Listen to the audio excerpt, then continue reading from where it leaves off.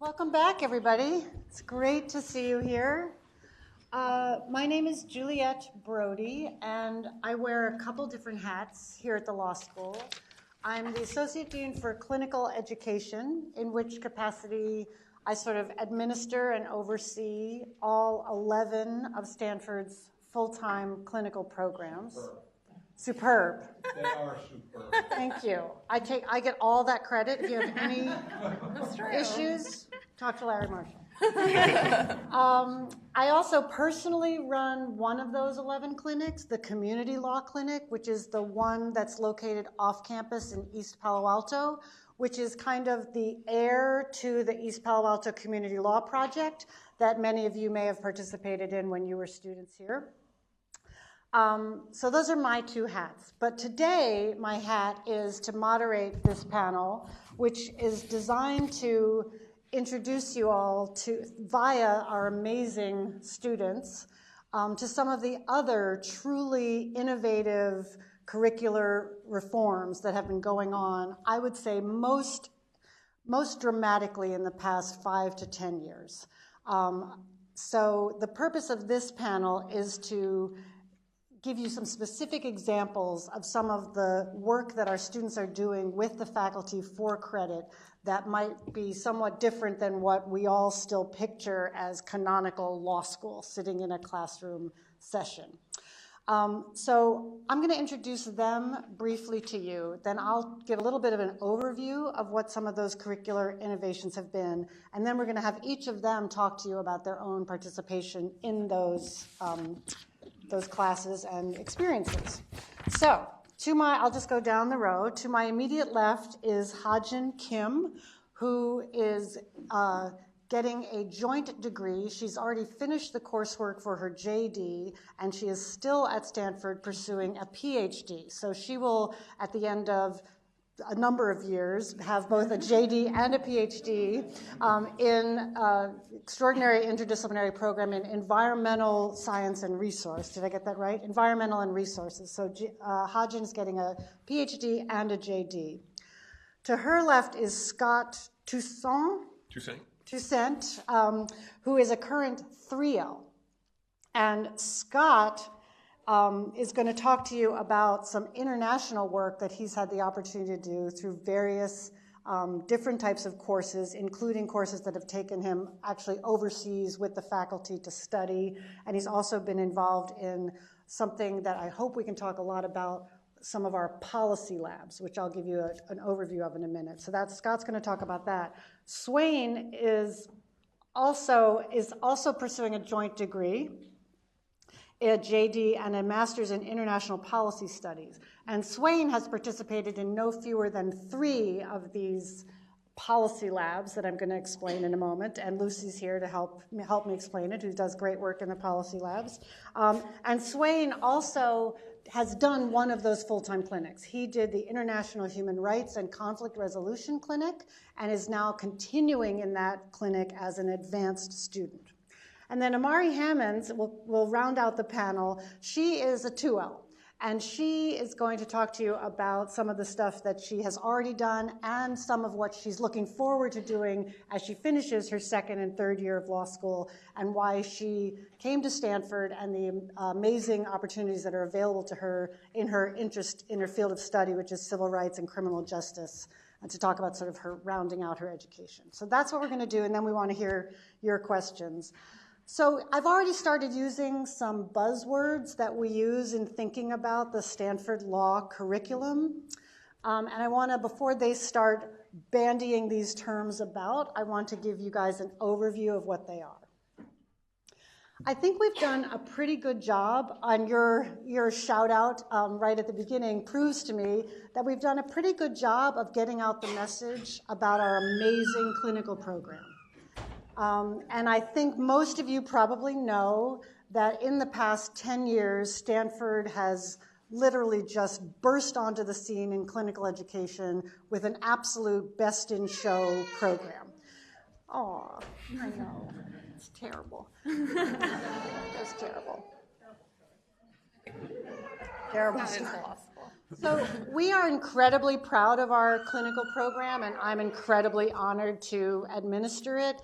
It's truly unique nationally in that we put our students in the clinical experience at Stanford is by definition full-time, which is literally unique. I mean, no one else does this. Most clinics around the country, including the clinic that I did as a law student, and all my buddies are teaching in law schools around the country, are part-time clinics where students take a clinic for sometimes 4, 5, 6, maybe even 7 credits of their semester coursework, but simultaneously they're in their advanced JD coursework. So they're doing a clinic, but they're also enrolled in evidence and fed courts or bankruptcy, and they're having to juggle their commitment to their clients in clinic with their coursework. And it can work. I've taught on such a model many times, and it can work, but I have to say the education that students get in a full-time clinic where we really put them immersed in the role of being a lawyer without thinking I'm a lawyer and I'm a student, really I'm in this lawyerly role. The educational payout, the gains educationally are incomparable. So you can tell that I could talk about this forever. It's what I do. I'm very passionate about it, and I think we do it great. But I think we've done a pretty good job of getting that message out, and people know at least a little bit about our clinics and why we're so proud of them. Less known, I think, is this new thing that we're doing with these policy labs, which is also really, really innovative and interesting. So I'm going to describe the policy labs, some of our global courses, and then third, I'm going to just give you an overview to something we call the faculty salons, and then I'll turn it over to these guys. So the policy lab is a relatively new, I'd say this is maybe the second, it might be the third year that we've had policy labs. The goal of the policy labs, and they're under an umbrella, but they're all different. I don't know how many there are. Lucy, maybe 20? 60. 60? Okay, so not simultaneously, we're not running 60, but 15 a quarter. So the goal of these policy labs, the idea where they came from was looking out at our faculty and seeing what issues are our faculty involved in. They teach in the classroom, they do scholarly work, they're all amazing at that, but many of them are also very deeply engaged in public issues, issues of public concern. They're doing their research on issues that they're trying to affect the world. They're trying to make good policy, to inform policymakers with research, data, analysis, so that we can improve the life, the outcomes of national issues, international issues. Can we get our students involved in that work? We had a model essentially of the RA, right, the research assistant, where a teacher, a professor is working on an article in a certain area. Well, maybe they could have an RA help them with their research, and I'm sure you're familiar with that basic mode of interacting with a faculty member. The policy lab takes that and sort of puts it on steroids. Instead of having an RA help you with an academic piece of work, the policy lab, also called a policy practicum, asks the faculty member to convene a small group of students who will actually work on the policy research that the faculty member is doing for an entity out in the world. And you're going to hear some examples. So the end product is not, it may have an academic work product, a law review article or a book, but it's more likely to involve going and testifying or working with staff at a congressional hearing on how to inform their Congress member about the issue. And you're going to hear some examples, and we have them across international, national, local issues. You'll hear examples, and we can give you more. But that's the policy lab model. It's a small group of students with one faculty member. They meet in different ways, sometimes once a week, sometimes less often, sometimes intensely, and the amazing range of issues, and another way to interact with our incredible faculty. We also have really been expanding, secondly, our global offerings, and you're going to hear the students talk about these courses that we've developed, which have sort of two components, one here in residence, but an intensive, short residential academic component followed by a trip with that faculty member to go and see in action the issues you were studying in the classroom. You're going to hear these guys talk about, going to Beijing and learning about how these things we were discussing in the classroom really are playing out in the ground. The third thing they're going to talk about, we call them the faculty salons, although I don't think that's their official title. Their official title is something like Seminars and Ethical Values. And this is something that we're also really proud of that we've done. And as I think almost half, maybe a little more than half of our students participate in these. These are small, informal discussion groups at faculty homes, where faculty are encouraged to design sort of a topic, a subject that they want to engage students in, and you get together a series of 5 or 6 times over the course of the academic year at the faculty home in a very different way of engaging on the issues around the theme that that is the topic of the salon. And the faculty member will design a reading list, but it's typically a book for each session. It's not like a seminar. It's really a more in-depth reading in the subject. So I've done a couple of these at my home. We did one on movement lawyering and talking about the role of the lawyer in social change. And what does it mean? And we watched documentaries about the civil rights movement and the design of we talked about the union movement and the role of lawyers, and it was great. But it was a very different way of interacting because it was really, we had a meal together, we'd all read a book, and we were just having a sort of a conversation about some bigger issue, not graded. It's really for the purpose of intellectual engagement and relationship building with the faculty. So those are sort of 3 buckets that you're going to hear about, plus more, and I will leave it there and turn it over in order for each of these students is going to tell you a little bit about their personal menu that they've experienced here at Stanford. So, Hodgin, thank you so much for being here, you guys. Oh, our pleasure. Our pleasure. Thank you for moderating everything. So, as Juliet mentioned, I am a JD PhD student. I came to Stanford originally because, as you all know, it's the best school, but also because it has a really strong interdisciplinary focus. And I originally wanted to do the joint master's in the EIPR program, which is shorter for the mouthful of Emmett Interdisciplinary Program in Environment and Resources. But I got here and I realized, there's just such a smattering of interesting courses across the university and so many great research opportunities. And so I decided I wanted to actually apply to the PhD program and stay much longer. The law school has been just so incredibly encouraging and supportive in everything that I've been doing. So my social norms class, behavioral decision-making class, my statistics classes, all of these classes have counted towards my JD, which has made it much, much easier to really juggle both degrees and get sort of exactly what I wanted to get out of my education. Juliet also mentioned that there's these faculty salons, and that started actually while I was in law school, and so of course I sort of jumped in as soon as I could. I'm sure many of you know Professor Kelman. He's kind of a mainstay at Stanford. So if you know him, you also know that he is probably one of the most brilliant people you will ever meet. And so getting to go to his house and just listen to him sort of pontificate on these really interesting philosophical questions, I mean, it makes your brain hurt, but it's so fascinating. And it's really wonderful. So, can you say what the topic was of your song? Oh, yeah. So we talked about a host of different things, but he kind of like categorized it as, can philosophy and empirical data help you make hard decisions? And of course, if it's Professor Kelman, you know that the answer is, I don't really know. We'll just keep trying to grapple with this.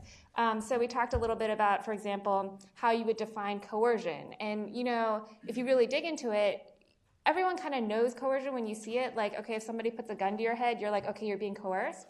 But if you try to pull apart what factors are driving that is coercion versus that is not coercion, you can come up with other scenarios where, well, if you use those factors, that is definitely not coercion. If I say, if you don't give me, you can step onto my lawn, or I'm messing up this hypothetical. But welcome to our world, right? Yeah, well, yeah. So basically, it's very easy to play with the hypotheticals and take all of those factors that you think cause coercion to actually not be something that you think is coercive at all.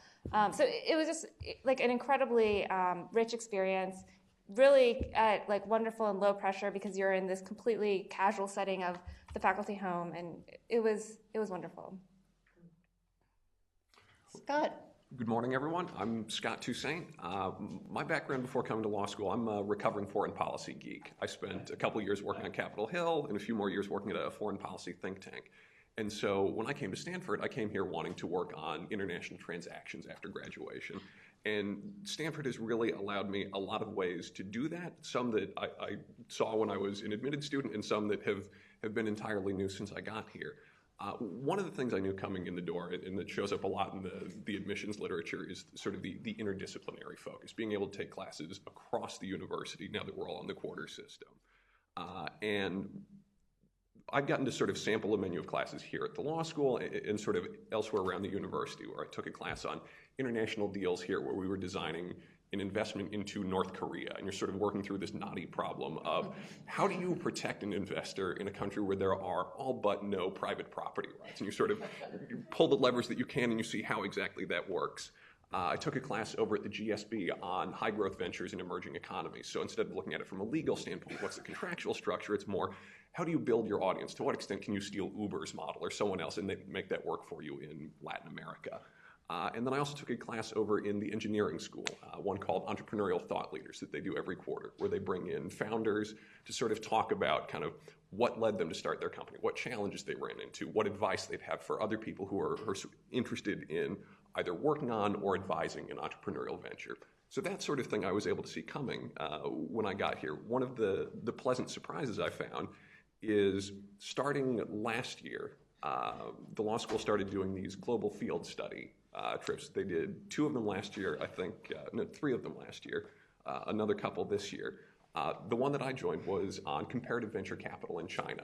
So Marcus Cole does a quarter of how does venture capital work in Silicon Valley?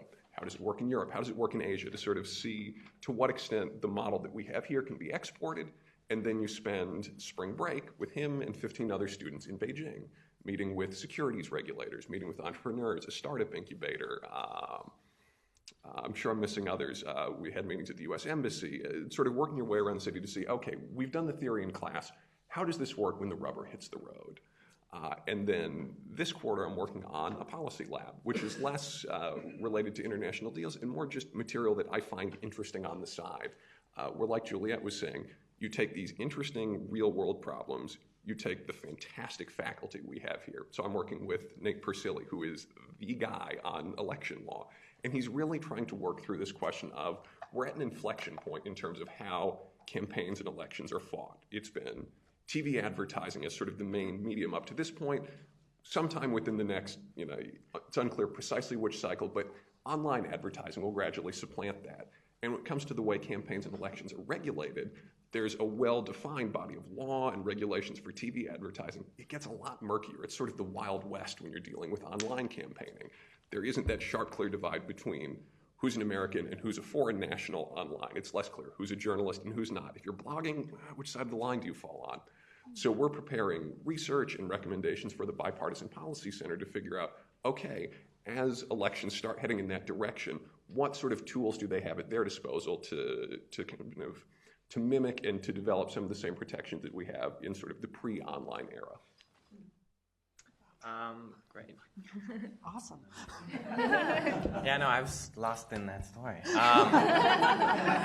So my name's Swain Uber. I am a 4L, actually. I'm doing a joint degree, as Juliet said, in a JD and Master's in International Policy Studies, which is an interdisciplinary program stationed over in Encina Hall near the business school. I came to Stanford for almost exactly the same reason Hodgin did. I knew that there were all sorts of wonderful opportunities to do a lot of different work. I had been in Peace Corps immediately before coming to school, so I knew I still wanted to keep that international focus and international human rights focus in particular. So I knowing that the clinics existed here was one of the major reasons that I came. And having gotten to do the International Human Rights Clinic has been a formative experience for me. The way it's set up, and this is only possible because it is full-time, is the first 2 weeks is basically a boot camp, what they call boot camp. So it's an engagement with the critical literature on human rights work and development work and kind of questioning what's being done, why, and why are we even doing this? And I learned a lot about myself and my work and what I want to do later based on that, but we also have a lot of trainings and skills, and there's a simulation period where we actually go and do mock human rights work on the ground elsewhere, which is, again, an experience that I don't think any other school could do. So I have also been able to take advantage of everything else that has been mentioned here almost. I've done 3 policy labs, all with international focus, and I can go a bit more into them in a second. I was on one of the other trips, the global field study trips. We got to sit down for about 5 days, full study. It was almost 9 to 5, where we jumped into the world of international criminal justice and law with Jenny Martinez and Beth Van Schok, who are some of the original people. They both served at the International Criminal Tribunal for the former Yugoslavia back when it was getting started up and have been involved ever since. So we actually sat down and got into the black letter law, dealt with everything, all the policy issues, the fact that as these cases were being developed, some of these issues just hadn't been resolved yet, so they're going into the theory of it all. And then the following week, we were in The Hague, and we got to sit down with the people who were actually doing this work. We saw Mladic on trial, who, you probably know better than I do, but he was the main general behind a lot of the atrocities committed. And just seeing him there and seeing the international criminal justice work in person was a very powerful moment. I've also gotten to, what else have I done? What else? Many things. You did the philanthropy salon. Yeah, so the faculty salons are an incredible experience as well. It's not often that you get to sit down every other week in a room with the current head and the former head of the Hewlett Foundation and talk to them about philanthropy and everything underneath that. So the insight that they can give, but also the openness to ideas and critiques from us and from the literature was an unparalleled experience that I, again, don't think anywhere else I would have gotten that chance. So. Hi, I'm Amari Hammonds, and I'm a 2L. Before law school, my last job was in public service, working for the mayor of New York City, and I knew I wanted to continue that after law school. And now I'm going to embarrass myself by saying that I actually didn't do a lot of research about Stanford when I applied. I was like, well, it's like one of those top 3 schools, so I'll put it in. I was very set on going to one of those East Coast schools, and I was like, oh great, Faye Deal's offering me a free trip to California. Great, I'll come. And then my mind sort of started changing. Well, first when I got to San Francisco and it was very sunny and everyone was very nice, I started stressing out. I was like, oh no, I had this decision made and now I'm stressing out because I kind of like it here. And then I got to campus and same thing happened with the student body. Like, yes, obviously it's very sunny in Palo Alto, but I just found that the students and the faculty, it was just such a special community. And I found that, and that's where I actually started learning about the opportunities at Stanford, just talking to the students because everyone's so friendly and so open to discussing their experiences. And I just found it was so easy, even at a small school, to find so many people who were interested in criminal justice in particular. And I guess what was really attractive to me was that I think at different schools, there's a big focus on how prestigious and how renowned the faculty are. And here were students just talking about, like, I love Bob Weisberg because his dog, like, knocks me over sometimes, but he's also very smart. And it just felt like students had just a very natural relationship with their professors here in a way that was very appealing to me. And I'm like, if you're going to spend 3 years somewhere, you might as well spend it somewhere where you just love every single person you're with. And that's how it has been so far.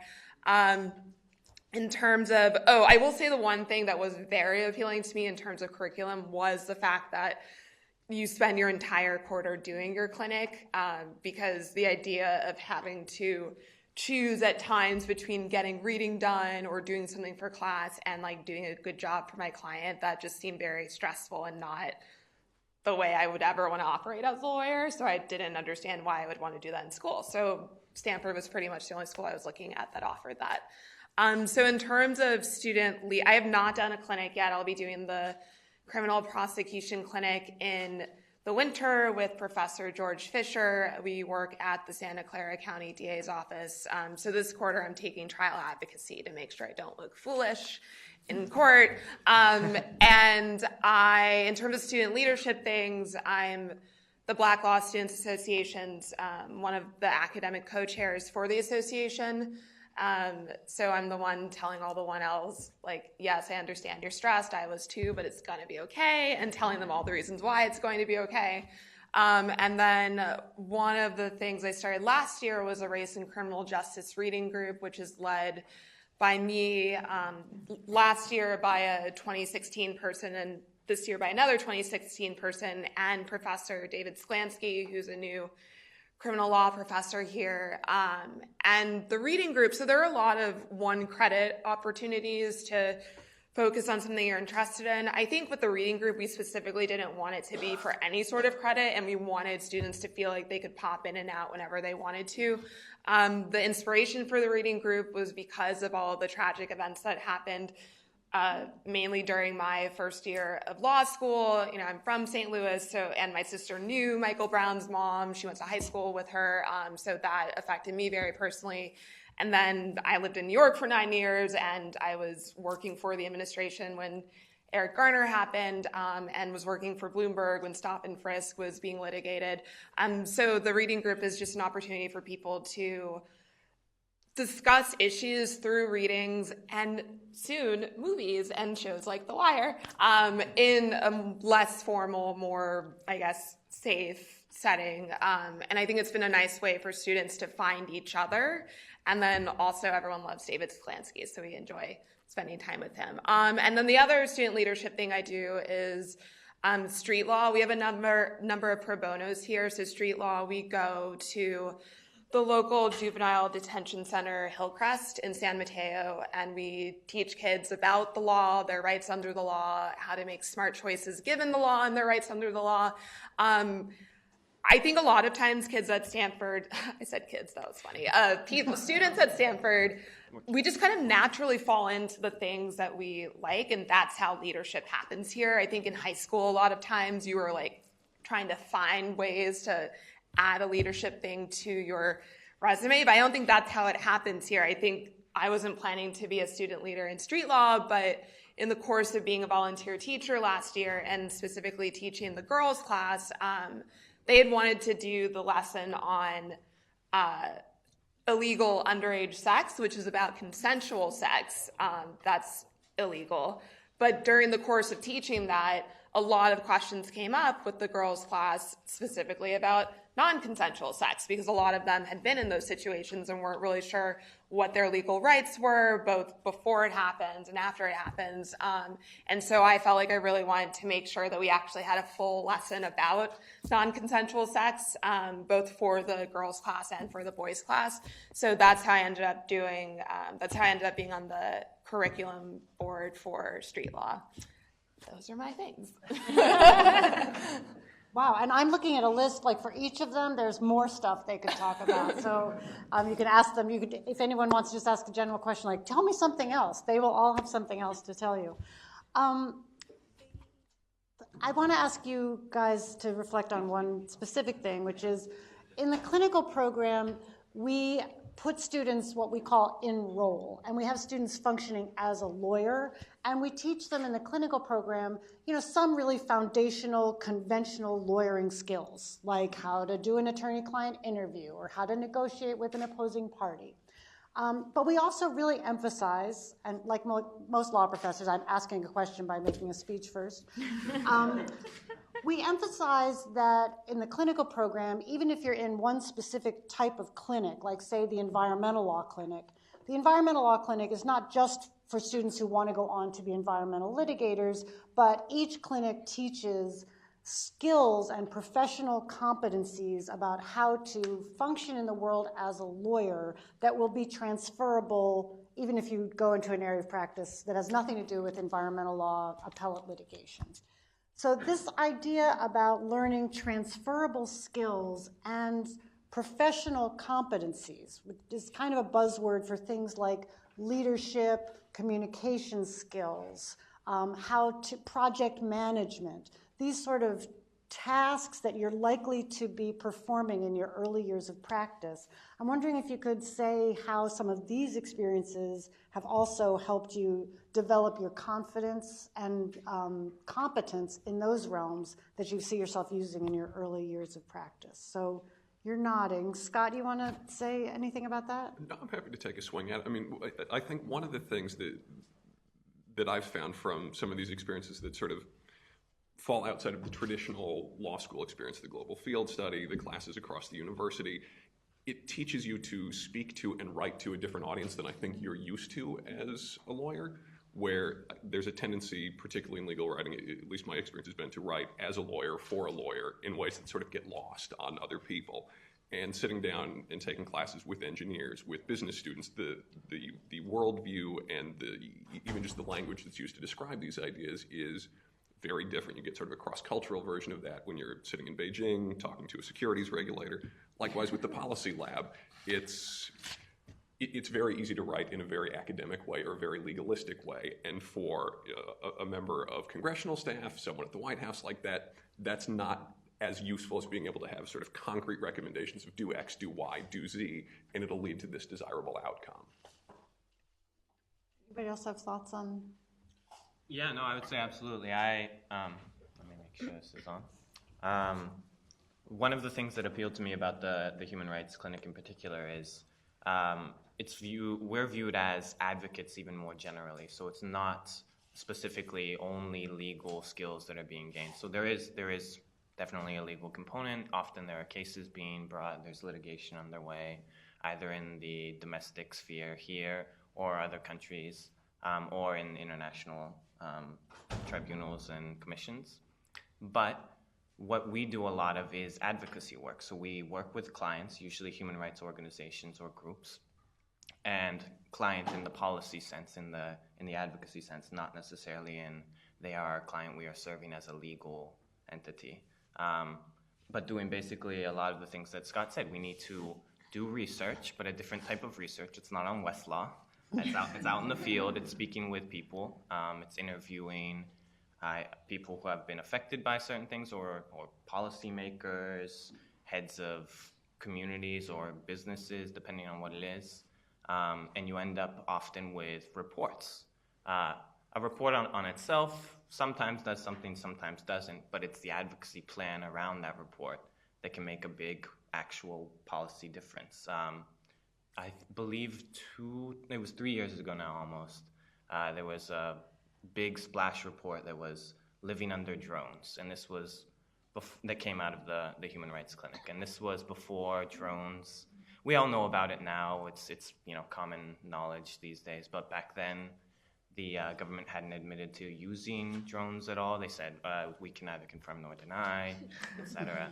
And this kind of shot it onto the scene, and it was done by students at the clinic, and Jim Cavallaro, the professor. So the fact that Al Jazeera called them, they had consistent interviews, follow-up lectures, presentations. So it's a real-world experience where you gain these skills because it actually matters out there, and you have to, basically. Hodgin, I wonder if you could say a little bit more about your path forward. You're getting a PhD. Do you envision yourself in an academic career, or how do you see having this joint degree? What kinds of things is this setting you up for in the future? So that's a That's a great question. That's something I think about a lot, actually, what I should do in the future. So I would really like to go into legal academia. I think it'd be wonderful to spend my life basically sort of researching the questions that I'm interested in and, talking to students and other faculty members. That said, I feel so lucky that I am doing both the JD and the PhD because I think it gives me a lot of flexibility. So I loved law school, and I had the opportunity to clerk last year. I'm clerking again next year. I worked for a law firm for one summer, and I worked for NRDC for another summer. And these experiences showed me that I really would also enjoy actually just being a legal advocate.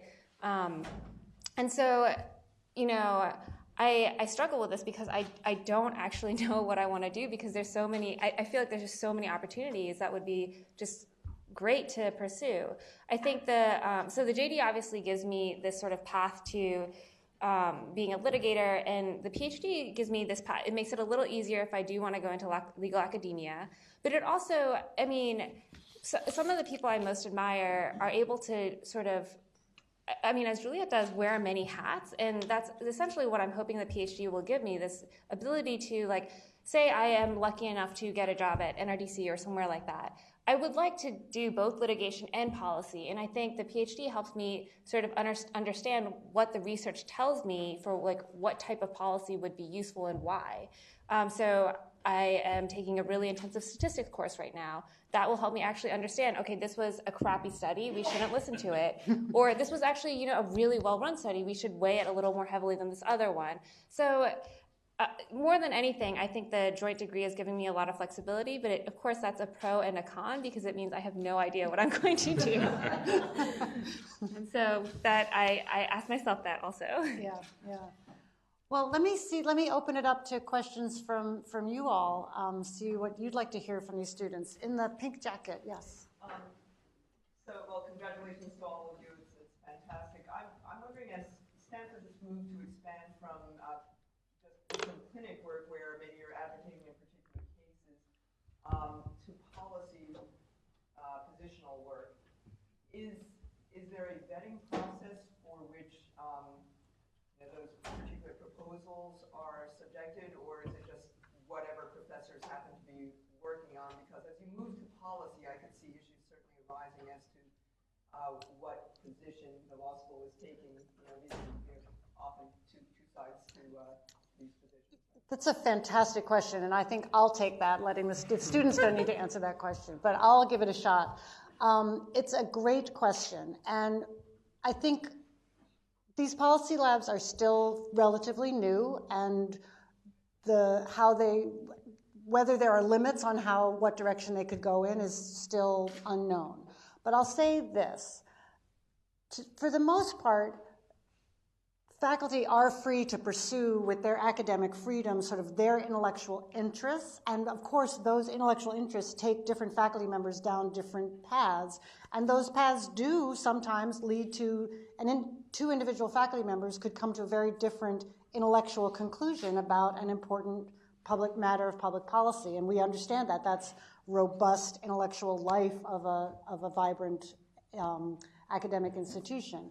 With our policy labs, we actually have made a real point of ensuring that all the work is being done on behalf of an entity, so that we're staying away from a situation where Stanford as a university is taking a position on some of these issues of controversy or not, and instead to say, for the most part, I think, even in the policy labs, we are doing research on behalf of an entity that may go on to take a position based on that research. But none of these policy labs or individual faculty members is in a position to say, Stanford has concluded that, drones are bad.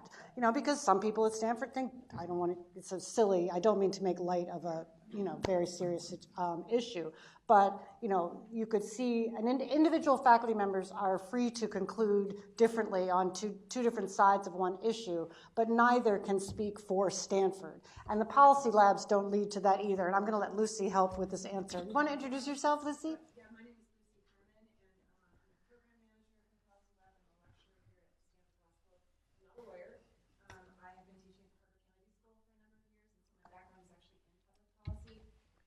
here just to say there's a sort of subsidiary piece of what you're saying here, which is that we are making a very strong effort to complement the legal advocacy skills that students learn here with empirical skills, and so we are using the practicums as a kind of place where it's like a little mini policy school inside the law school, so that students are actually learning empirical data skills and qualitative policy skills that will complement their legal advocacy skills later, but that make these reports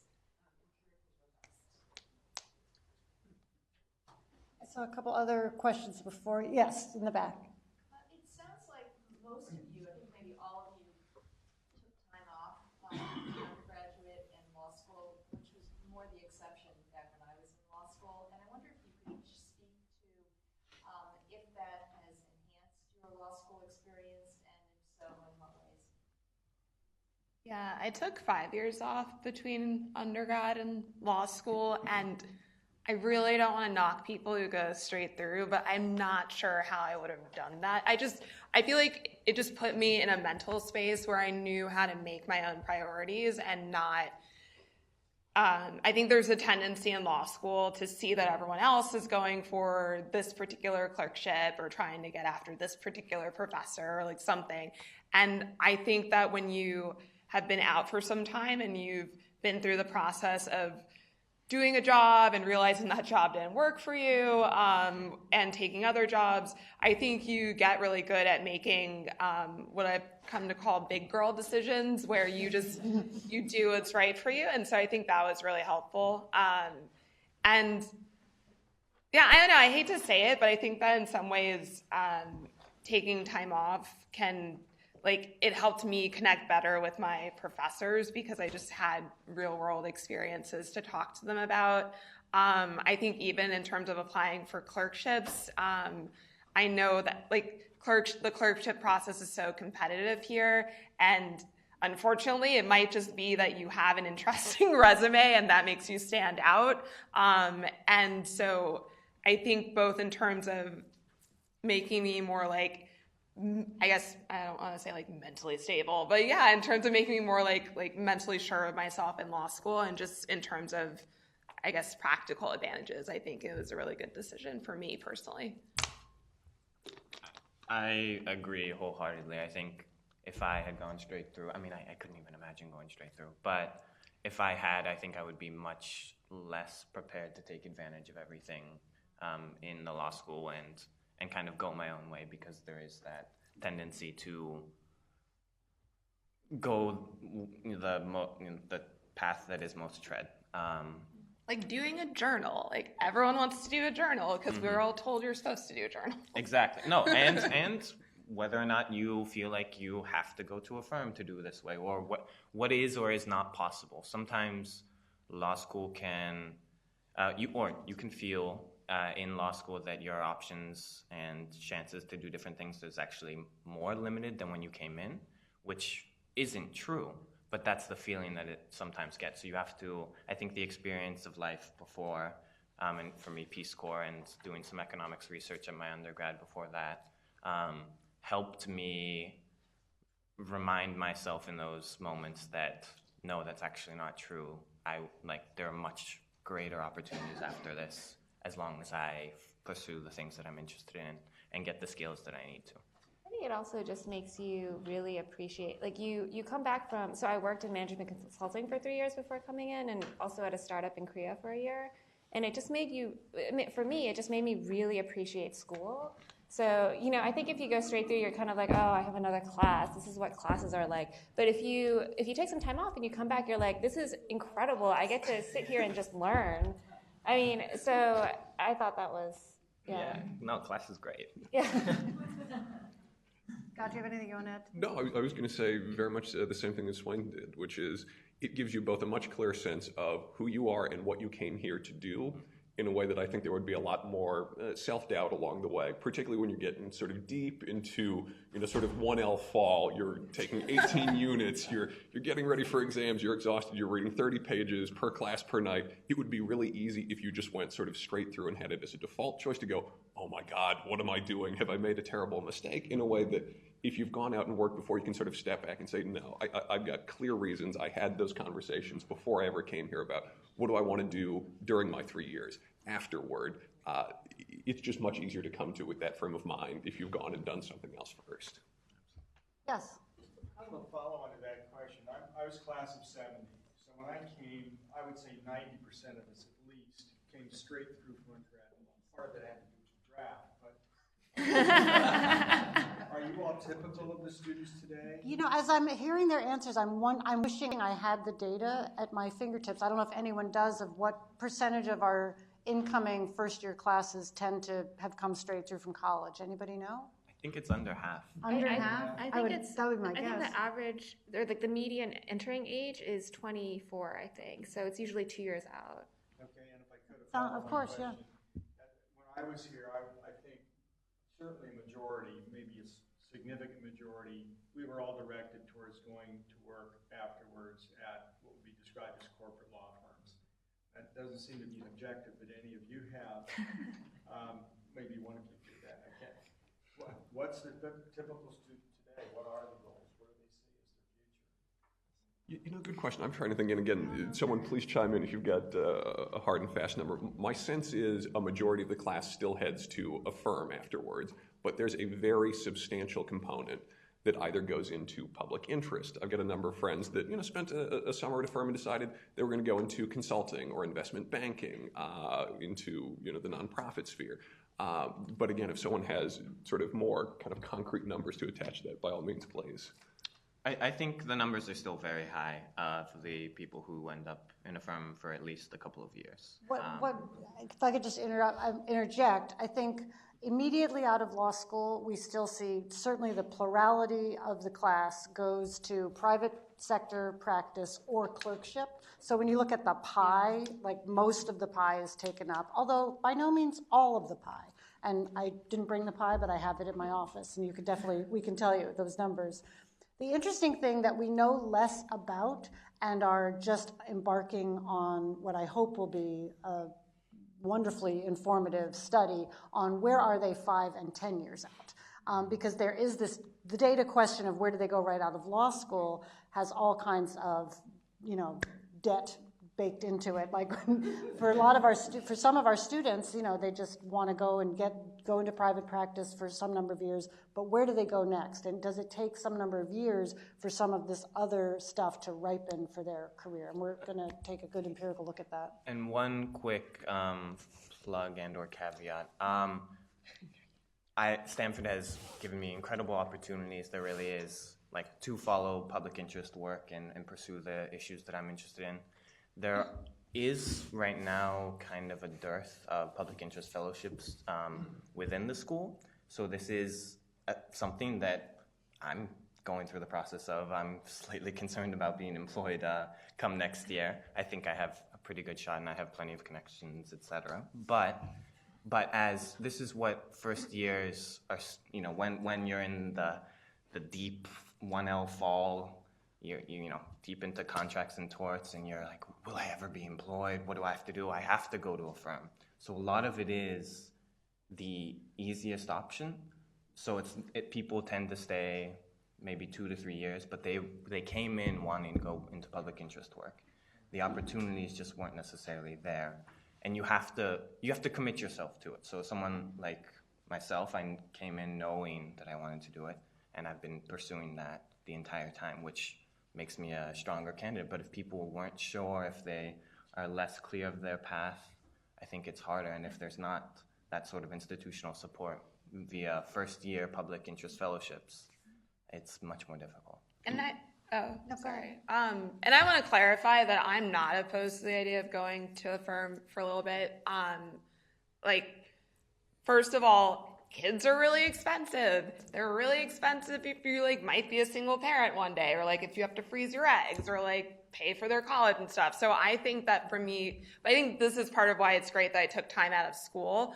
I'm not considering a firm just because that's what everyone does. I'm doing it because I know what my practical personal goals are in life. And so, after I clerked for 2 or 3 years, that might be something I do. But when I thought about where I might want to work if I did go to a firm, I was very selective. Like, I didn't do OCI.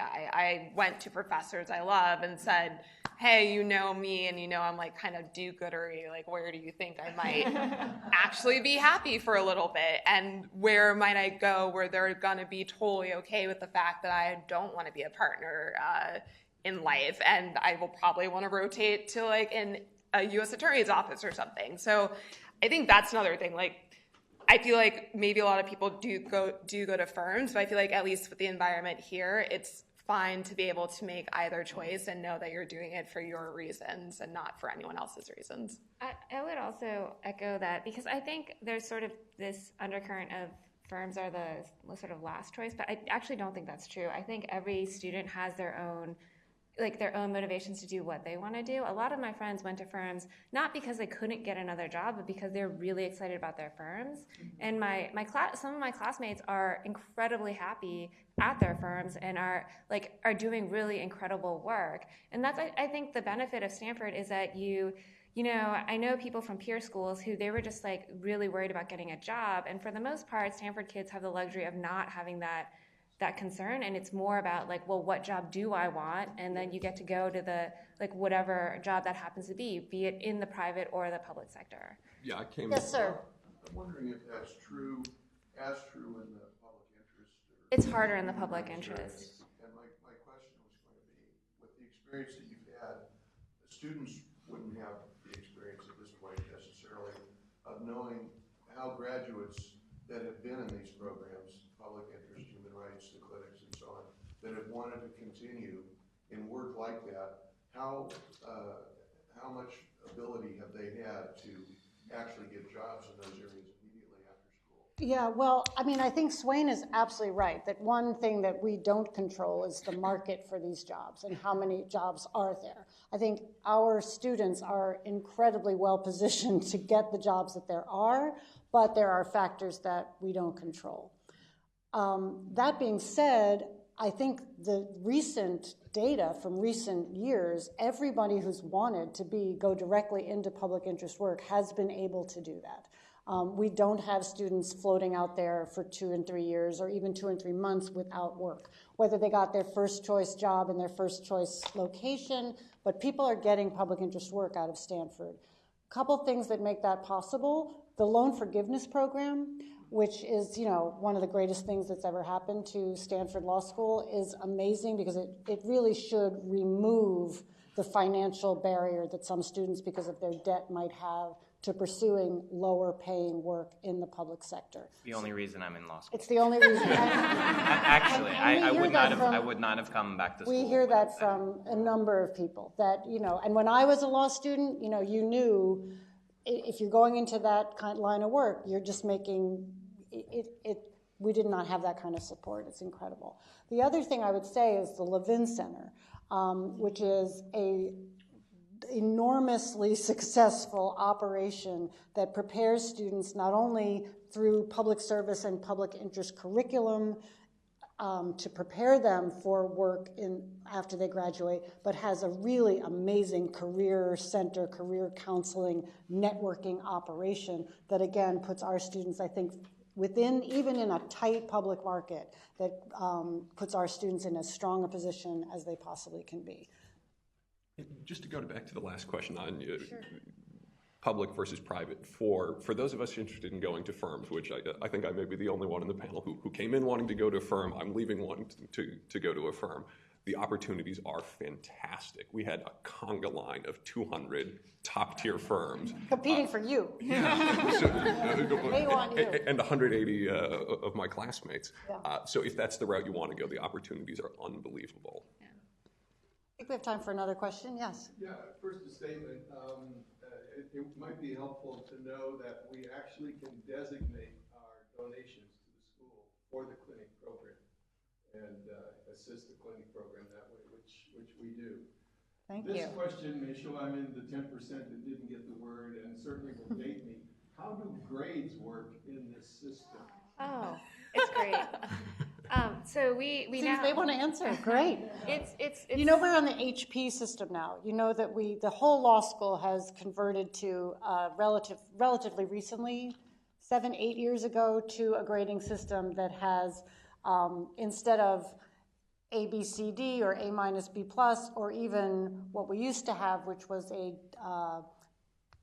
numerical system basically on a 4.0 scale. We now are using honors grades and pass grades across the curriculum. That I'd like to go through again.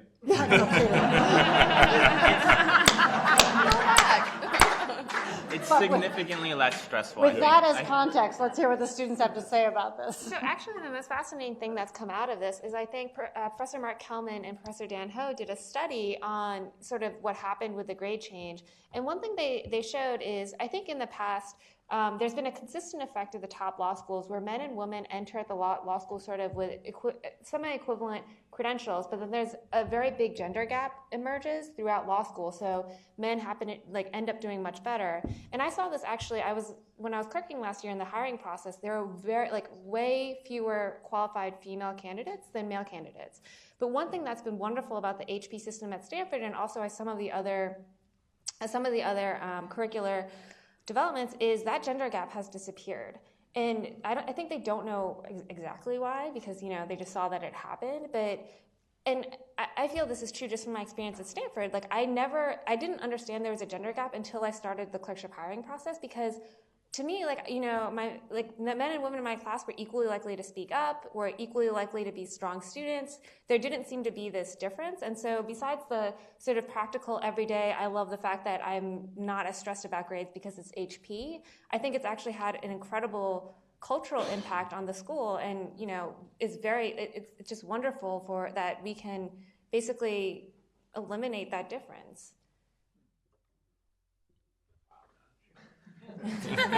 Okay, let's take one more question. So two of you, I think it's Scott and Swain, have backgrounds in international affairs before and development and foreign policy, and I did a joint degree with the Fletcher School at Tufts, and was a bit disappointed when I was here. I'm class of 0, but actually graduated at 1 because of the joint degree, at what offerings were available for people who were really deeply interested in international law, whether it be public international law or on the private side at firms. I'm wondering how that's changed since I was here. If I could just say by overview, I think that the two realms in which substantively we've seen the biggest explosion in our curriculum is global offerings and technology, obviously. So these guys will tell you the details.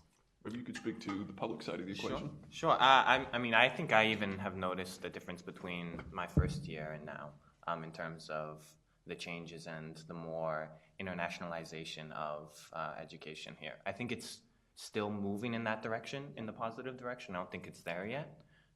As we all know, everything's international now. It's all national things have almost no relevance except for how they interact with international things.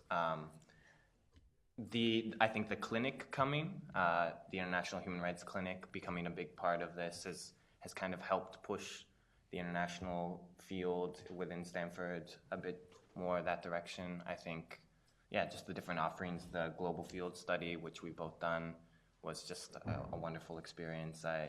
I had heard that criticism from people, and I still think there's more that needs to be done, but I do think it's significantly better. And the flexibility to be able to take courses outside of the law school is also very helpful. So doing a joint degree here, which actually I'm not even sure when you were here if that program existed at Stanford. It did, and actually that's a good point. I think one of the things I've noticed in reading on the school is that the flexibility to do interdisciplinary work without an institution changed a lot of that. Absolutely. So I've been able to take a lot of courses that have counted for both, has sometimes even been cross-listed. Yeah. And I've been really pleased with the quality of the offerings on the private international law side of the ledger, where I've been able to, within the confines of you only get so many classes that you can take during your 3 years, I've been able to stuff in as much as I wanted to, where I was able to take international law, international deals, comparative venture capital, next quarter, international investment law and international trade law. So those options are out there, and then exactly like the two of you were saying, once you expand the universe out to taking classes at the GSB or at the engineering school, the pool gets that much bigger. Well, I think we have to leave it there. I'm thrilled to see hands still in the air. And these guys talked about why did they choose Stanford? I can say I chose to come to Stanford from another law school 10 years ago, and the reason was the students. I mean, these guys are amazing, and to get to work with them every day and learn from them, it's really incredible, and I hope you'll join me in thanking them for sharing their stories.